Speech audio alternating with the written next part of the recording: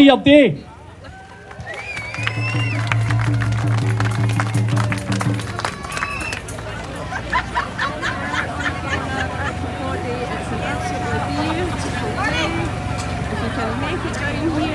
Thanks for listening, guys. So next up we've got Helen. You might have seen her on GB News. The elites don't like her because she speaks better than them. She's looking fantastic as always. I'm going to pass you on and shut my trap and pass you on to Helen. Right, I'm going to... Do you want me to take your umbrella? Thank you very much. Hello everyone, hello Kokoni. It is so good to be here with people who care about liberty and who are brave enough and can just take the trouble to stand up for the stuff that matters. A bit closer, right. Oh, this is better. Okay, right. Right, okay. So, my name's Helen. Some of you know me as the cake lady and Chris asked me to speak because about a year ago I couldn't take doing nothing any longer, so I started baking cakes, going into my town centre in St Andrews and just handing them out free to strangers and trying to start conversations about why we were doing the madness that we were doing and the people that it was hurting. And so first of all, to every single person here, I want to say you are bloody amazing. You have had 2 years of the worst propaganda I have ever seen in my lifetime flung at you, funded with our own taxes. You have been called all the names under the sun, and you have stood up for your principles, for our children, and you have engaged your brains. You are bloody amazing, every single one of you. Now, I've got 3 things that I just want to say, and it's because I wish, standing here on this gorgeous day, that I could say that it's over. We did great, guys. The restrictions are starting to fade. We won. I don't think that's the case yet. I think hard times are coming, and I think we need to prepare. And the first thing we need to do to prepare is to strengthen our networks. Events like these, people like each other, the people standing around you, reach out, make sure you know your neighbours, make sure that wherever you spend your money, you are spending it with somebody who shares our values of liberty, of the dignity of the individual, and for free choice. If things do get bad and energy costs are going through the roof, there's talk of food choices. Oh yes, and don't you know there's a war on? If things do get bad, you really want to know who you can count on when the chips are down. So look for the local businesses who share our values and spend your money there. Yes, there's energy crisis, all sorts of things. But for me, the 2 big things coming that we need to beware of are digital ID, and everyone here who has already fought against vaccine ID knows how pernicious the controls that digital ID can give to governments are. But also its evil twin, central bank digital currencies.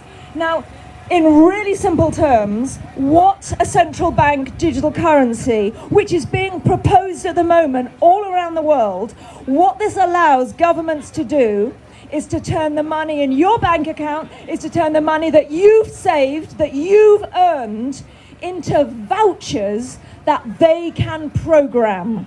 Now, it won't start out like that. It will be, there'll have to be clearly an emergency.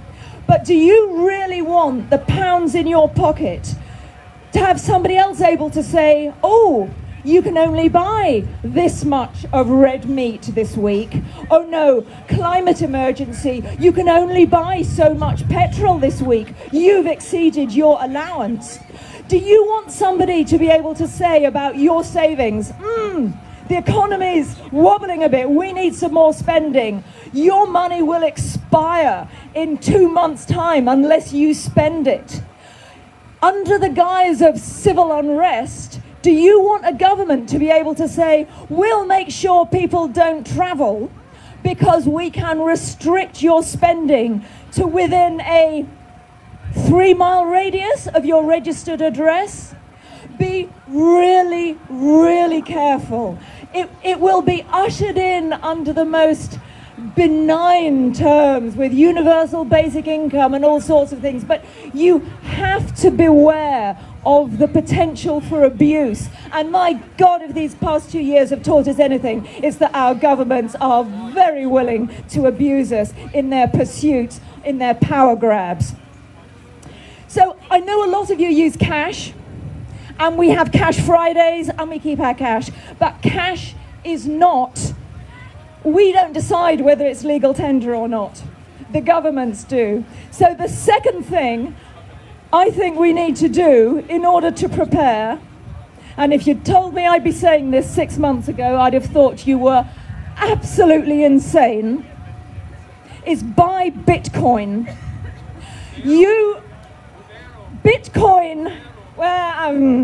Bitcoin is unlike any other digital currency in that no one controls it.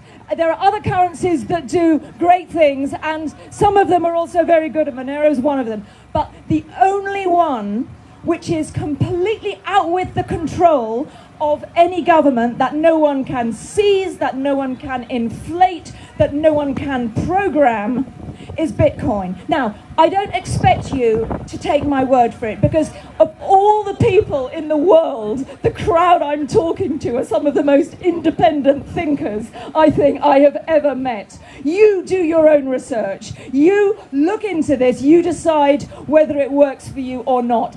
But the insurance, whether you buy £10 of it or £100 of it, take it off the exchanges, keep your custody, learn about it, find out. I think we've got a summer, maybe more, in which we will have full freedom to do things. I don't know how long we will have these freedoms. And the third thing, the last thing I want to say, and it's the most important one, have fun.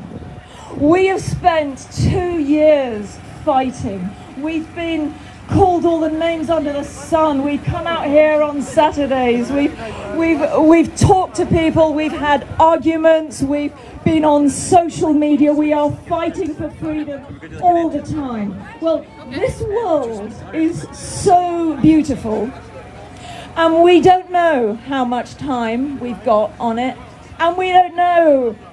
This is probably the only shot we'll get. So let's remember to spend time with the people that we love. Let's have fun. Let's go out. Let's go dancing. Let's laugh. Because if these past 2 years have taught us anything, it's that life is for living. So thank you, everyone.